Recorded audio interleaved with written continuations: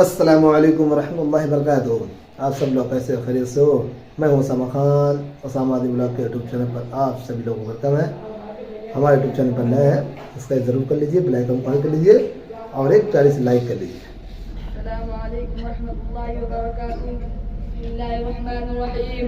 الحمد للہ الذی وحدہ والصلاة الحمد لله الذي من علينا بصحة الاعتقاد وطهر قلوبنا من أدران الشرك والوثنية والإلحاد وانقذنا من دركات الجاهلية والشر والفساد.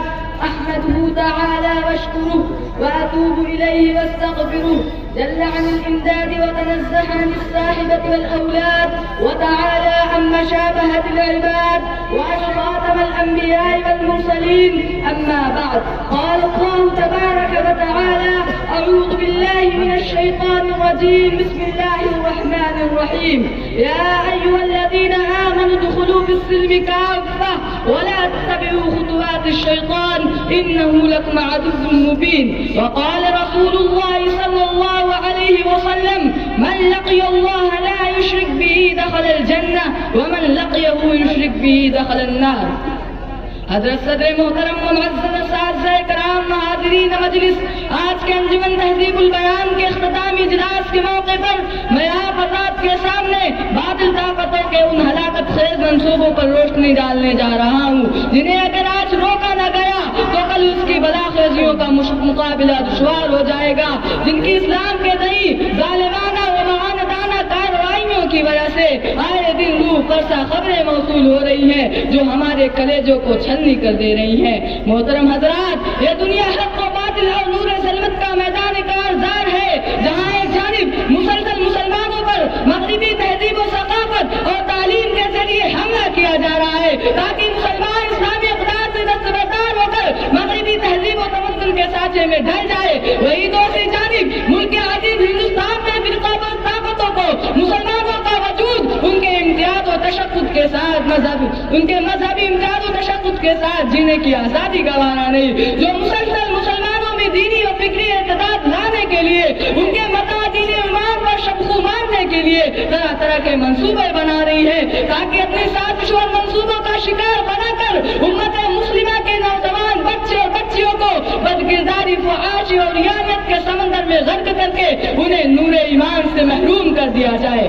وہ اسلامی تعلیمات اور اسلامی تہذیب و تمدن کو چھوڑ کر کفر و الحاد کے راستے پر چل پڑے. ملت اسلامیہ کے پرسندوں, انسان دنیا میں کھانے کا, پینے کا, دودھ کا, آکسیجن کا, کپڑے کا, غذا کا, غرض ہر اس چیز کا محتاج ہے جو زندگی گزارنے میں اس کی معین و مددگار ہے, لیکن ان تمام میں انسان جس کا سب سے زیادہ محتاج ہے, جس کے بغیر نہ تو اس کی زندگی میں سکون آ سکتا ہے نہ تو اس کے معاملات درست ہو سکتے ہیں, جو تمام ضروریات سے بڑھ کر ضرورت ہے, جو تمام نعمتوں سے بڑھ کر نعمت ہے, جس کا انسان سب سے زیادہ محتاج ہے, جو اللہ کی نعمتوں میں سب سے بڑی دولت و نعمت ہے, جس کا انسان زندگی میں محتاج ہے اور اس دنیا کی زندگی کے ختم ہو جانے کے بعد بھی محتاج ہے. لیکن کسی دنیا میں ملنے والی تمام نعمتوں کا وعدہ اس دنیا کی زندگی کے ساتھ ختم ہو جائے گا.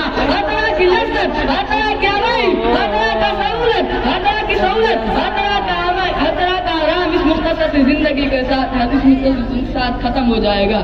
لیکن دولت اسلام اور دولت ایمان اور نعمت اسلام کا فائدہ مرنے کے بعد بھی ملتا رہے گا. یہ دولت دین و دنیا کی سب سے بہترین متاع اور سب سے قیمتی سرمایہ ہے جو ہمارے تمام اعمال کی اساس اور بنیاد ہے. یہ دولت جس کے پاس ہوگی وہ دنیا اور آخرت دونوں جگہ کامیاب ہوگا اور پروردگار عالم اسے اپنے فضل کرم سے جنت میں داخل کرے گا. اللہ رب العزت نے قرآن مقدس میں ارشاد فرمایا: والذین آمنوا وعملوا الصالحات اولئک اصحاب الجنہ, وہ لوگ جو ایمان لائے اور نیک اعمال کیے جنت میں داخل ہوں گے.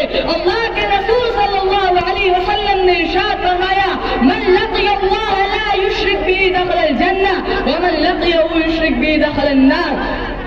جو شخص اللہ کے سامنے ہوگا کہ ایمان پر ثابت قدم ہوگا, شرک سے دور ہوگا, اللہ رب العزت اسے جنت میں داخل کرے گا. اور جو شخص سامنے ہوگا کہ اس کا دل نور ایمان سے خالی ہوگا, شرک میں پڑا ہوگا, اللہ رب العزت اسے جہنم میں داخل کرے گا. ملت اسلامیہ کے پاس دونوں, اپنی ایمان کی حفاظت کرو, اپنی ایمان کی سلامتی کے لیے ہر طرح کی قربانی دینے کے لیے تیار ہو جاؤ. یہ حالات کتنے ہی نازک کیوں نہ ہو لیکن ہم کبھی بھی اپنے ایمان و یقین پر آنچ آنے نہیں دیں گے. اللہ کے رسول صلی اللہ علیہ وسلم نے نصیحت کرتے ہوئے فرمایا لا تشرک باللہ وان قتلت وحرقت. اللہ کے ساتھ شرک مت کرو اگرچہ تمہیں قتل کر دیا جائے, جلا دیا جائے, کیونکہ شرک میں مبتلا ہونا ایمان سے محرومی کا سبب ہوتا ہے اور شرک کی حالت میں اس دنیا سے جانا جہنم کو اپنا مقدر بنانا ہے. اللہ رب العزت نے ارشاد فرمایا انه من يشرك بالله فقد حرم الله عليه الجنہ. یقیناً جو شخص اللہ کے ساتھ شرک کرتا ہے اللہ تعالیٰ اس پر جنت کو حرام کر دیا اور اس کا ٹھکانہ جہنم بنا دیا. یہی وجہ ہے کہ رب ذوالجلال نے مرتے دم تک ایمان پر ثابت قدم رہنے کی وصیت فرمائی ولا تموتن الا وانتم مسلمون کہ جب بھی موت آئے اسلام کی حالت میں آئے. واعبد ربک حتی یأتیک الیقین. مرتے دم تک اپنے رب کی عبادت کرتے رہو. چنانچہ انبیاء کرام علیہ الصلوۃ والسلام جنہیں اللہ تعالیٰ نے ہر طرح کے گناہوں سے معصوم رکھا انہوں نے بھی ایمان کی عبادت کی فکر ایمان کی حفاظت کے لیے رب کے حضور میں دعائیں مانگی. اللہ کے نبی حضرت یوسف علیہ السلام نے دعا مانگی توفنی مسلما والحقنی بالصالحین. اے اللہ مجھے مسلمان کی حالت میں وفات دے اور مجھے نیک لوگوں میں شامل فرما. حضرت یعقوب علیہ السلام نے اپنے بیٹوں کو ایمان پر ثابت قدم رہنے کی وصیت فرمائی یا بنی ان اللہ اصطفى لكم الدین فلا تموتن الا وانتم مسلمون. اے میرے بیٹو اللہ رب العزت نے تمہارے لیے دین کا منتخب کر لیا ہے لہذا جب کبھی موت آئے مسلمان بن کے دنیا سے جاؤ. محترم حضرات آج ہمیں اپنے ایمان کی اپنے اولاد کی ایمان کی اپنے آنے والے نسلوں کی ایمان کی حفاظت کے لیے ان راستوں کو بند کرنا ہوگا جہاں سے شیطان ہمارے ایمان پر ڈاکہ ڈالتا ہے, جہاں سے ہمارے بچے اسلامی و معاشرتی تربیت سے محروم ہو رہے ہیں. وہ شکار افطار و عقائد کی خبر ہمارے بچوں کے دلوں سے نکل رہی ہے. اور شکار افطار و عقائد کی خبر ہمارے بچوں کے دلوں سے نکل رہی ہے جس کی وجہ سے آئے دن ہمیں روح پرسا خبریں موصول ہو رہی ہے. کوئی صبح ایسی نہیں ہوتی جو اپنے ساتھ دل خراش واقعات نہ لائے, کوئی شام ایسی نہیں گزرتی جو صدمہ غم دے کر نہ جائے. آخر ایسا کیوں؟ اس لیے کہ ہم نے تعلیم و تربیت کے تعلق سے اپنی ذمہ داریوں کو بلا دیا جس کی وجہ سے مسلمانوں میں دینی تعلیم کا فقدان بڑھ رہا ہے اور مسلمان بچے اور بچیاں ایسے نظام تعلیم کا حصہ بن رہی ہے جہاں مخلوط نظام تعلیم ہے جو ایسا ذمہ قاتل ہے جس نے ملت اسلامیہ کے نوجوان نسل کے اندر غیرت ایمانی نوجوان نسل کے اندر سے غیرت ایمانی اور حیا اور شرافت کا جنازہ نکال کر دیا.